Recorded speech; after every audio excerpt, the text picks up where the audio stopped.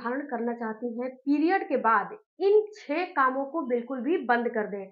अगर ये काम बिल्कुल भी बंद कर देंगी तो आपको कहीं न कहीं गर्भधारण हो जाएगा।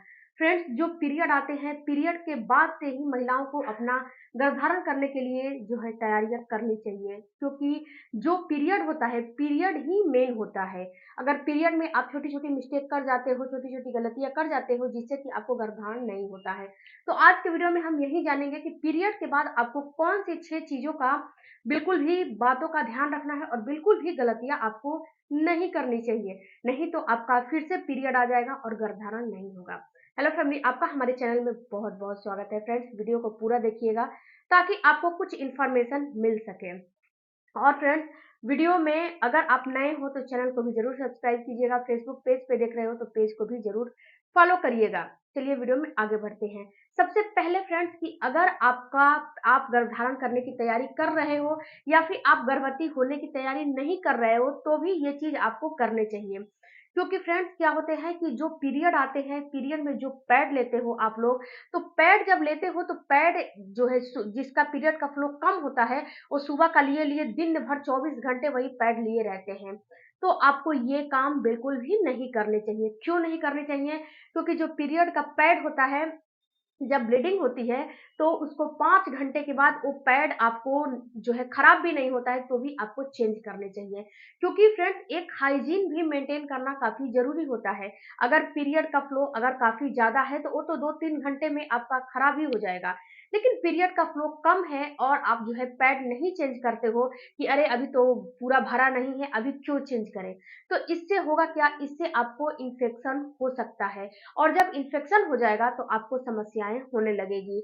और फ्रेंड्स इन्फेक्शन को गर्भधारण नहीं होता है, आप गर्भवती नहीं हो पाते हो। तो सबसे पहले तो आप इस चीज़ का ख़्याल रखो कि जो पैड ले रहे हो, पैड पे बिल्कुल भी आप उसको केयर करते रहो कि आपको कब क्या करने चाहिए। जो नॉर्मली जो है कॉटन वग़ैरह का कपड़ा वग़ैरह होता है, उसको नहीं लेने चाहिए आपको, क्योंकि वो गंदा होता है। अगर आपको लेना ही है तो आपको उसको अच्छे से वॉश करें, इसके बाद डिटॉल से वॉश करें, डिटॉल में वॉश करके उसके बाद अच्छे से धूप में उसको सुखाएँ, तो ही उसका इस्तेमाल करें, वरना आप उसका इस्तेमाल नहीं कर सकती हो, नहीं तो इन्फेक्शन आपको हो जाएगा। और जो टीनेजर्स बच्चियाँ हैं, उनको तो बिल्कुल भी नहीं करने चाहिए। अब बात करते हैं फ्रेंड्स कि जो ये पैड होता है 5 घंटे में क्यों चेंज करने चाहिए? क्योंकि फ्रेंड्स जो आपका ब्लीडिंग होता है, वो ब्लीडिंग गन जो है आपके अंदर से यूट्रस क्लीन करता है, ये नेचुरल होता है।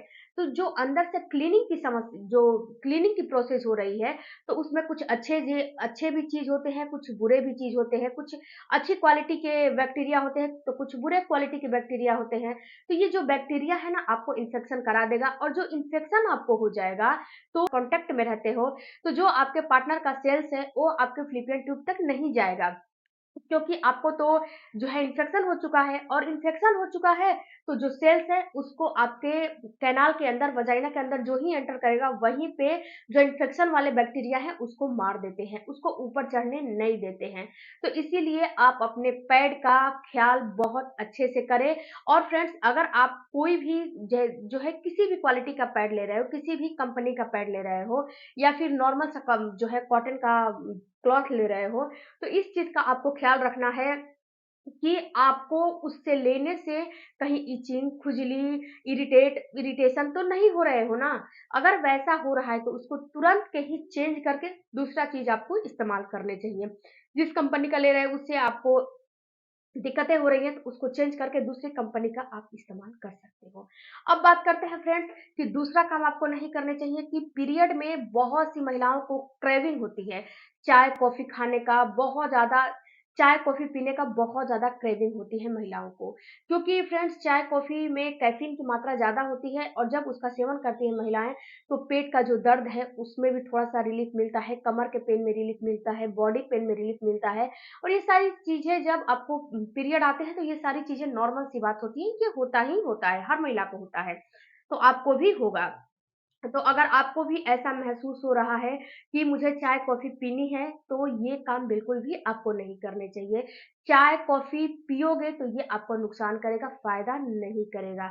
अगर आपको चाय, कॉफ़ी की तलब लग रही है, अगर आपको ऐसा महसूस हो रहा है कि मैं कुछ जो है मतलब कुछ मुझे पीना है, तो आप हॉट वाटर पिए यानी कि गर्म पानी पी सकते हो। इससे भी नहीं तो आप जो है ग्रीन टी का इस्तेमाल करो, ये आपको नुकसान नहीं करेगा। ये आपको जो है फर्टिलिटी को आपको बूस्ट करेगा, आपके पीरियड को सही करेगा, आपकी बॉडी में जितनी भी लेथार्जी है उसमें आपको काम करेगा, यानी कि हर ओवरऑल हर एक चीज़ में काम करेगा आपको। तीसरा काम फ्रेंड्स कि जब आपको पीरियड आते हैं तो आपको क्रेविंग की भी समस्या बहुत ज़्यादा होने लगती है। जैसे कि अभी मैंने बताया चाय, कॉफ़ी की, वैसे ही आपको कुछ खाने की भी क्रेविंग होने लगती है। तो यहाँ पे फ्रेंड्स एक चीज़ समझना है कि अगर आप इसको अपने हैबिट में शामिल करते हो, तो ये आपको नुकसान करेगा। लेकिन अगर आप इसको कभी-कभार खाते हो, तो ये आपको बिल्कुल भी नुकसान नहीं करेगा। कभी-कभार का मतलब कि जैसे कि आप डेली ना खा के महीने में 1-2 बार खा लिए, तो ये आपको नुकसान नहीं करेगा। तो आपको जंक फूड, मैदे वाली चीज़ें, डिब्बा बंद खाना, चीनी, ज़्यादा नमक, ये सारी चीज़ों को बिल्कुल ही अवॉइड करने चाहिए क्योंकि इन्फ्लेमेटरी होता है और जब बॉडी में दिक्कतें होगी, जब इंसुलिन बढ़ेगा, तो आपको गर्भधारण करना काफ़ी मुश्किल हो जाएगा। तो इन्फ्लेमेटरी जो चीज़ें होती हैं, इसको भी बिल्कुल अवॉइड करें। इसके साथ-साथ फ्रेंड्स चौथा चीज़ है नमक, चीनी बिल्कुल भी नहीं खाने चाहिए।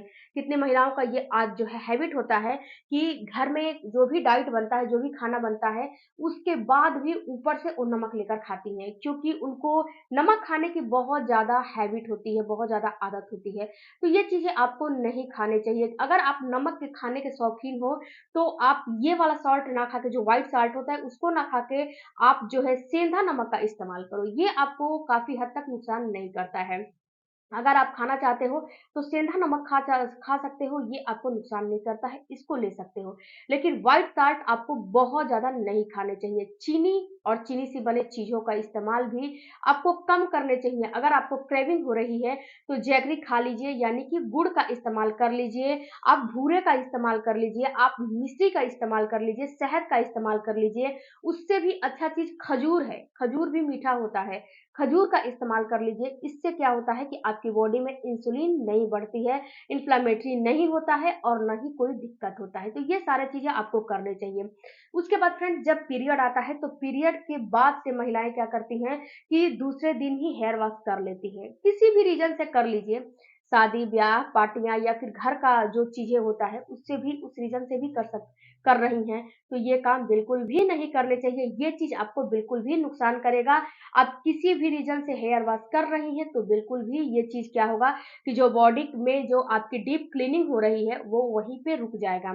जब वहीं पे रुक जाएगा, तो आपकी जो ब्लड बचा हुआ है, जो निकलने वाला था, वो नहीं निकला है, जो बचा हुआ है, वो अगले महीने में क्लॉट के रूप में निकलने लगेगा।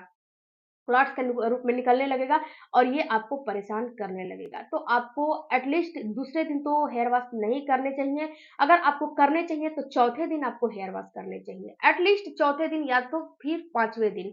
अगर आपका पीरियड जो है थोड़ा-सा ज़्यादा चलता है, 6 से 7 दिन चलता है, तो 5वें दिन कर सकते हो या फिर चौथे दिन आपको कर लेना चाहिए, कोई दिक्कत नहीं है।